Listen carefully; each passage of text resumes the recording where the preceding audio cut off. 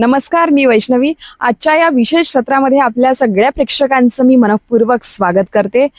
तर आज आपण अशा मुलाखतीकडे वळणार आहोत जे नेहमी आपल्या समाजकार्यातून एक समाजामध्ये त्यांनी आपली समाजकार्य करता करता ओळखही निर्माण केली आहे आणि नोकरीबरोबरच समाजकार्य त्यांनी आधीपासूनच जोपासत गेले आहे आणि अशाच माध्यमातून त्यांनी लोकांमध्ये एक आपली ओळख निर्माण करून एक ठसा उमटवला आहे आणि त्यांना त्यांच्या समाजकार्याची दखल घेऊन त्यांना समाजरत्न पुरस्कार सुद्धा मिळालेला आहे पुणे येथे. तर आपण त्यांच्याशी बोलूयाच. आपल्या सोबत स्वतः ते आहेत.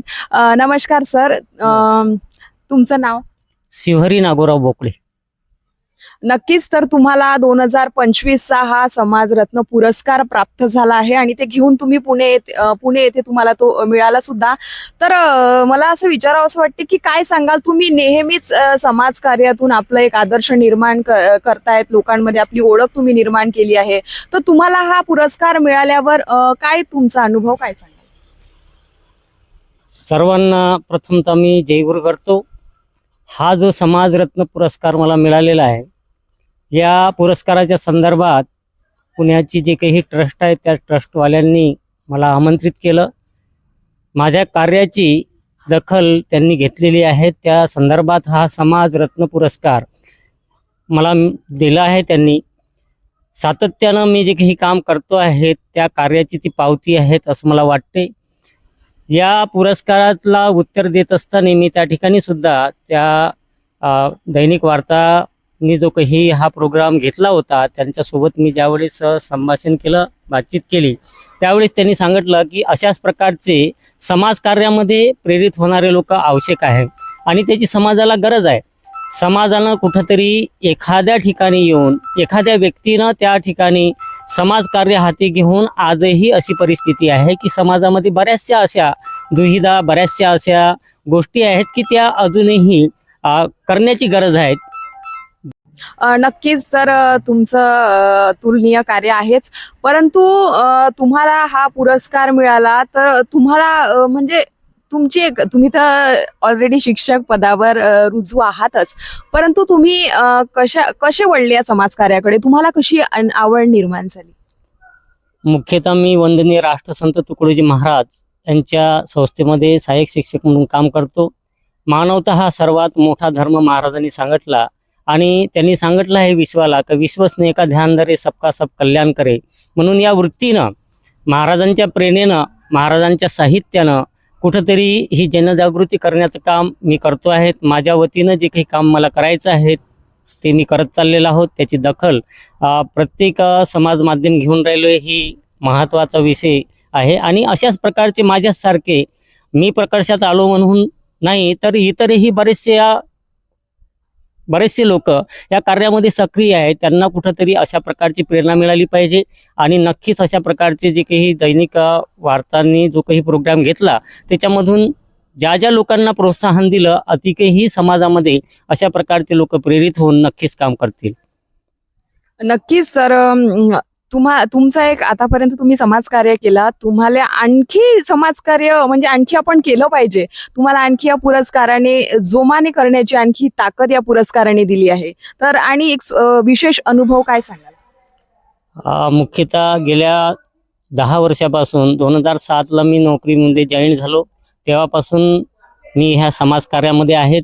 प्रत्येक ठिकाणी जे काही गोरगरीब असेल, ज्या काही मुलांच्या काही समस्या असतील, जे काही कुटुंब असे दारिद्र्य व्यवस्थेमध्ये जगता आहेत, जे निराधार मुलं आहेत, त्यांना कुठंतरी आपला आधार झाला पाहिजे.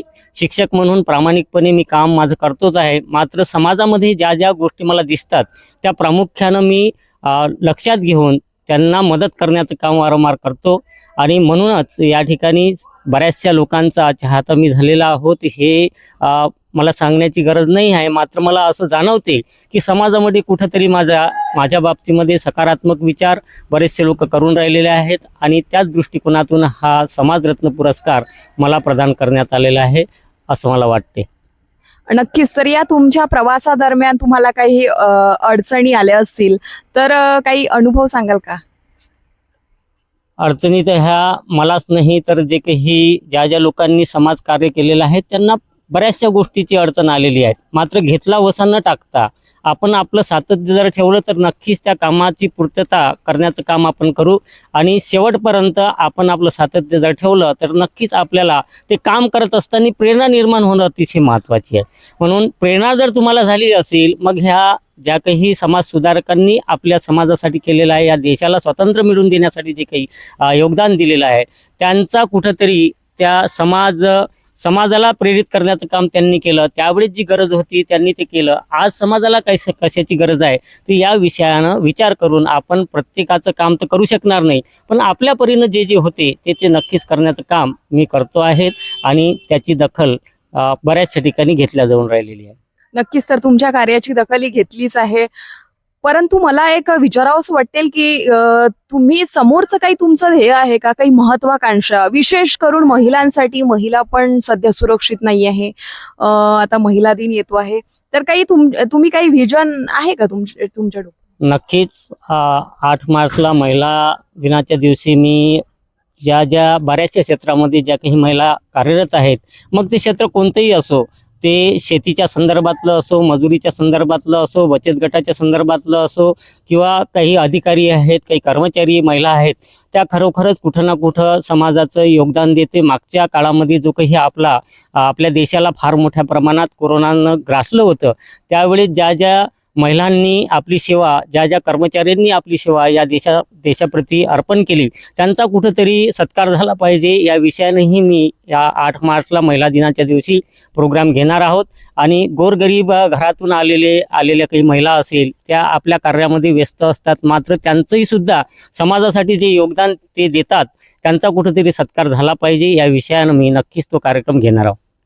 नक्कीच, तर हा प्रवास जो आहे तुमचा इतर वर्षापूर्वीपर्यंतचा, तर तुम्ही कोणता अनुभव सांगाल एक, आणि तुम्ही समोरच्यांना काय आव्हान द्याल एक समाज कार्यात? जर आपण समाजसुधारकांचे जर विचार लक्षात घेतले तर त्यावेळेच्या काळामध्ये फार मोठ्या प्रमाणात सावित्रीबाई असेल, अहिल्यादेवी होळकर असेल, राणी लक्ष्मीबाई असेल, या महिलांनी जे काही आपल्या हातामध्ये घेतलेली जे काही तलवार आहेत, राणी लक्ष्मीबाईनं असेल, सावित्रीबाईनं शिक्षणाचे धडे गिरवण्याचं काम केलं. म्हणूनच आज फार मोठ्या प्रमाणात मोठ्या पदावर आज आपल्याला महिला दिसते आहे. म्हणून खऱ्या अर्थानं त्यांनी जे काही ही मशाल हाती घेतली, म्हणूनच आजचा समाज पुढं चाललेला आहे. शिक्षणाची दारं सर्वांना उघडल्या गेलीत. मात्र आजच्या परिस्थितीमध्ये शिक्षणाची अतिशय दयनीय व्यवस्था होत चाललेली आहे. बऱ्याचशा ज्या काही शासकीय शाळा आहेत त्या बंद होत चाललेल्या आहेत.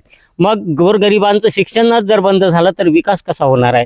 म्हणून या शैक्षणिकदृष्ट्या समाजाला पुढे नेण्याचं काम या सरकारच्या माध्यमातून, ज्या काही शासकीय शाळा आहेत त्या वाचवण्याच्या दृष्टिकोनातून समाजाला प्रेरित करण्याचा उद्देश माझा नक्कीच आहे. आणि गोरगरिबांचं शिक्षण जर झालं तर त्यांना मोठं होण्याची, त्यांची आर्थिकता वाढवण्याचा नक्कीच कुठं ना कुठं त्यांना फायदा होईल. या उद्देशानं सुद्धा मी काम करण्याचा प्रयत्न करतो आहे.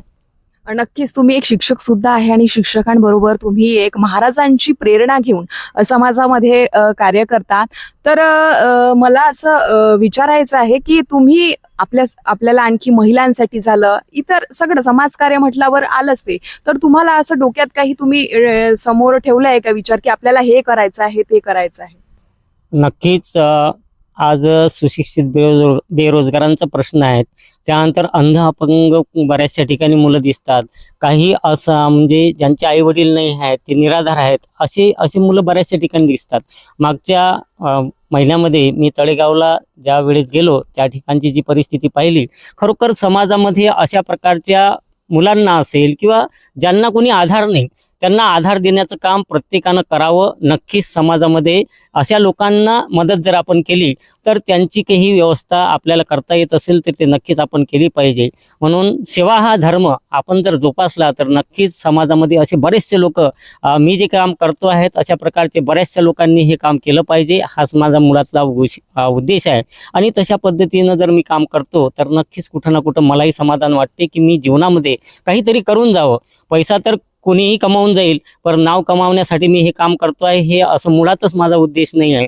माझा जो काही उद्देश आहे हा उद्देश एवढाच आहे की कुठं ना कुठं आपले हात गोरगरिबांच्या कल्याणासाठी, सुशिक्षित बेरोजगारांसाठी, अंध अपंगांसाठी आणि निराधारांसाठी माझी जर मदत झाली तर मला खूप समाधान त्याच्यातून मिळते. म्हणूनच मी हे व्रत हाती घेतलं आहे आणि सातत्याने ते करतो आहे.